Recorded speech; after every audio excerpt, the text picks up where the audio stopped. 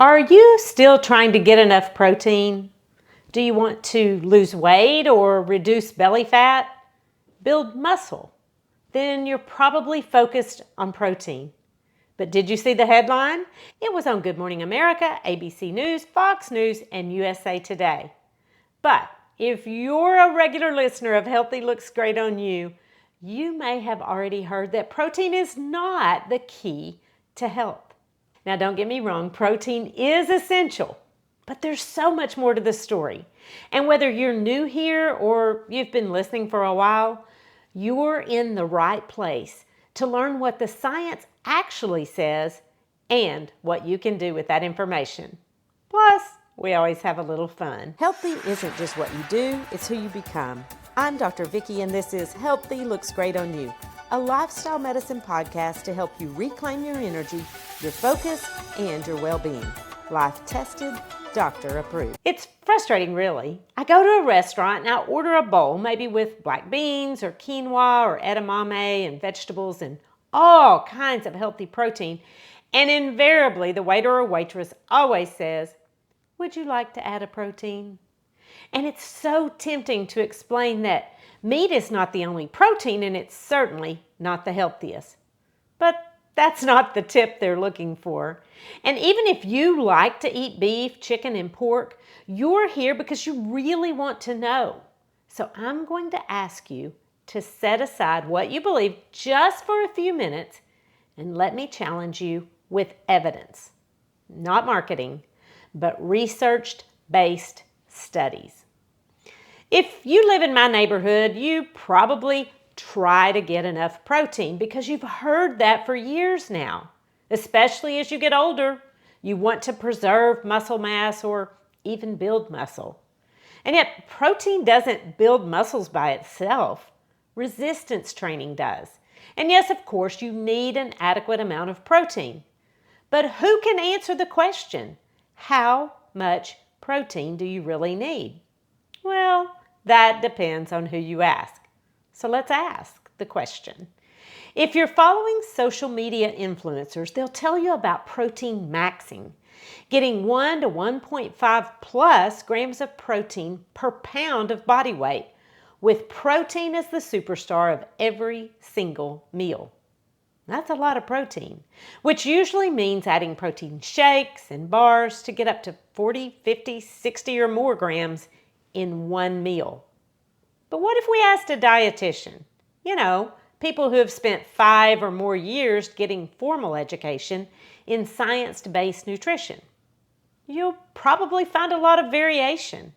But as a general rule, 0.36 grams per pound of body weight is considered the minimum. And if you're an athlete, up to 1 gram per pound. Now, a word of caution. Often recommendations are made in grams per kilogram of body weight instead of grams per pound. So you've got to translate that. And for the dietitians, that translates to 0.8 grams per kilogram as a minimum and 1.4 to 2 grams per kilogram for athletes or very active adults.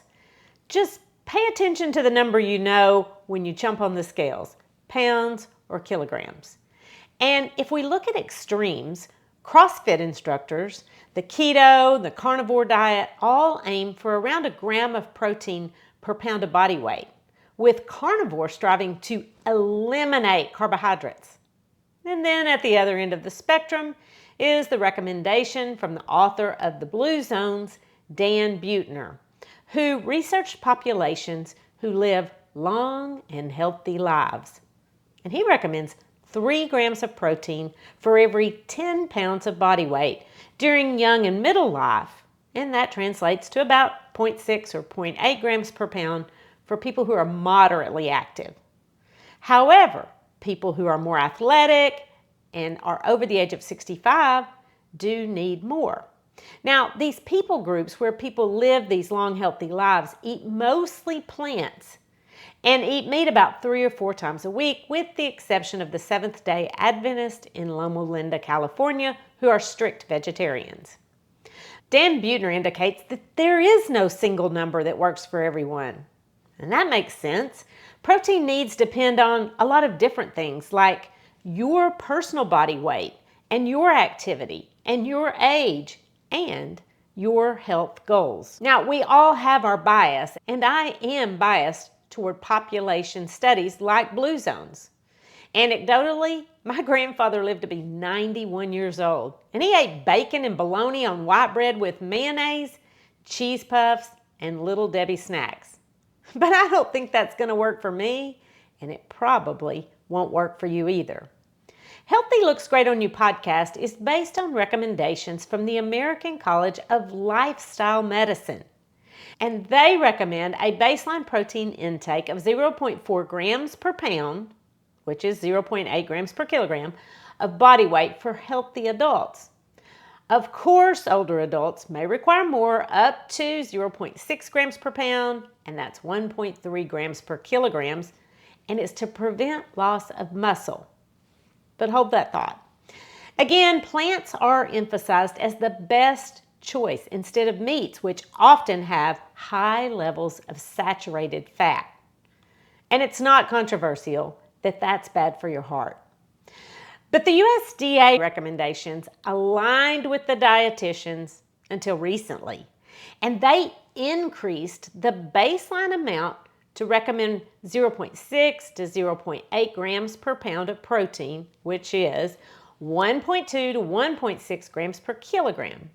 Now, oddly, this change was not based on new research, and in fact, it is reported that the USDA and HHS actually rejected 30 of 56 recommendations from their very own independent science advisory committee.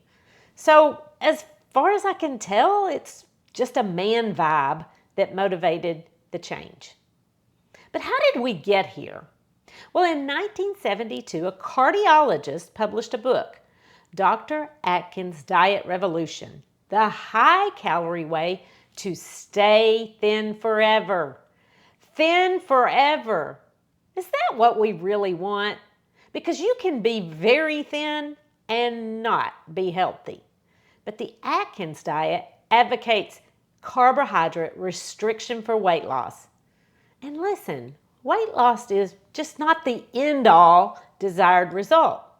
Besides, by some reports, Dr. Atkins himself had heart disease, and at least at the end of his life, his weight was in the obese range, though his family disputed that that was diet-related. And I certainly don't want to ever criticize someone's health, because I know what that's like. But studies never showed that weight loss on his diet was sustainable. Not surprisingly, they did show an increased risk of heart disease because of all the protein and saturated fat without any fruits or vegetables. I should mention that there is evidence that the keto diet can help with epilepsy and possibly other neurologic diseases. On the flip side, people with kidney disease are advised by specialists to have a low protein intake. Confusing, isn't it? And here's the deal. When we look at data, protein intake in the average American adult exceeds the minimum requirement, which begs the question, why are you trying to get enough protein when likely you already do? Could it be effective marketing? Let's go to Mini Medical School and learn about the study behind the recent news splash.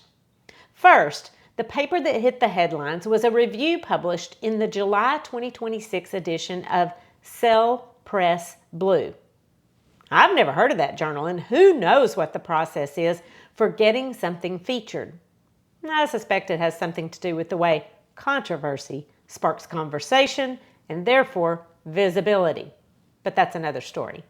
The link to the study is in the show notes if you want to read it for yourselves, and I encourage you to do that, but I'll just tell you what it says. The title of the article is The Hallmarks of Protein and Amino Acid Restriction in Aging and Longevity.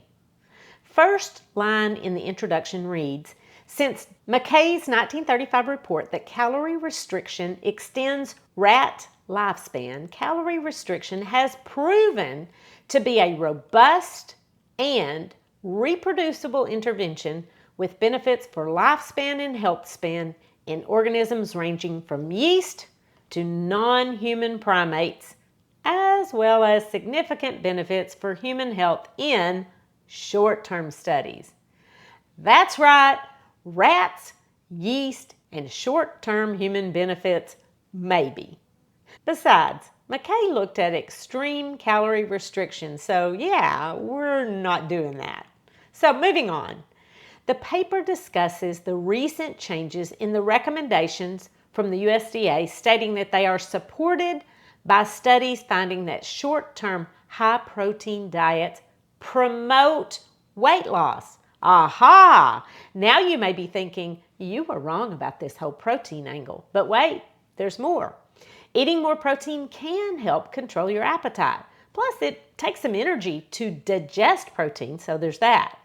Most people can lose weight on a high-protein diet, and some people can even maintain that weight loss by focusing on protein.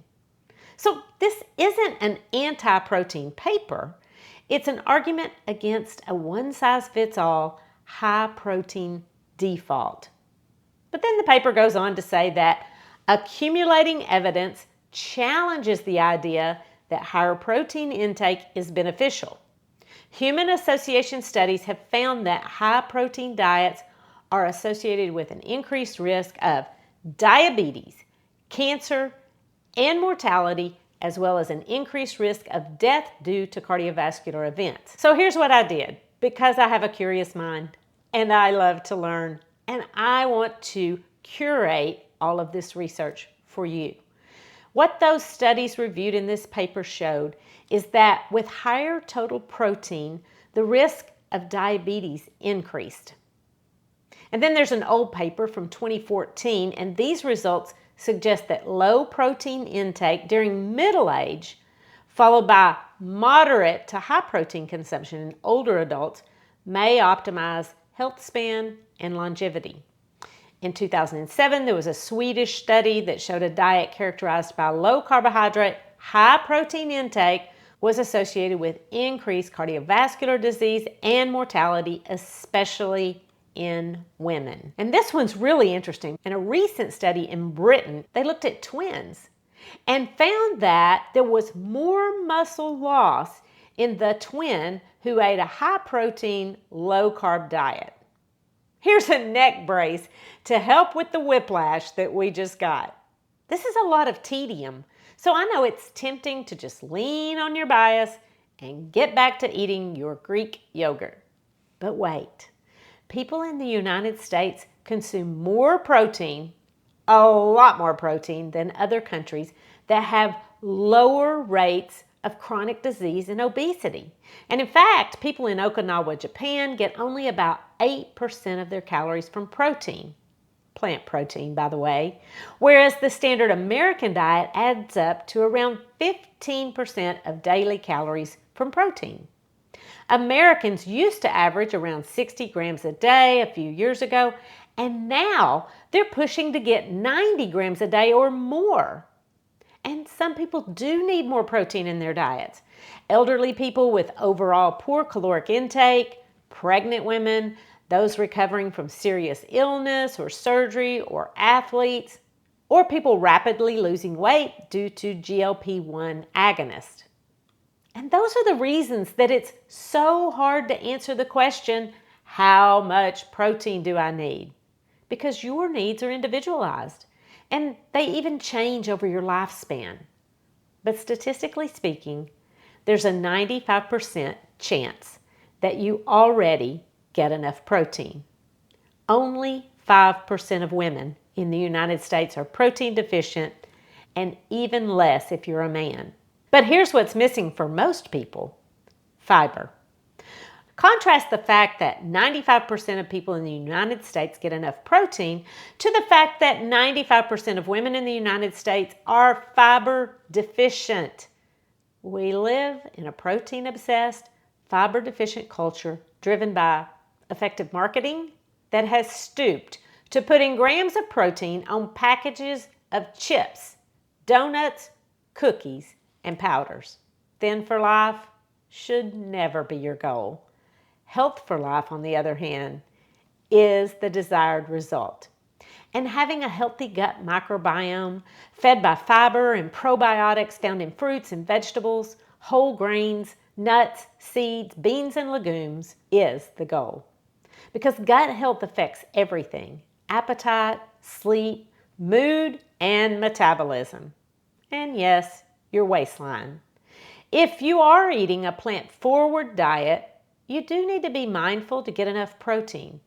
So add that quinoa, edamame, beans, and spinach, and it'll add up quickly if you incorporate them into your daily diet. I know it's easy to get reeled into the current protein craze, but when you examine years of evidence, you might consider pausing and exercising a little caution. Because eating more plants is not controversial or confusing. They're versatile, tasty, good for you, and good for your metabolism. Don't know where to start?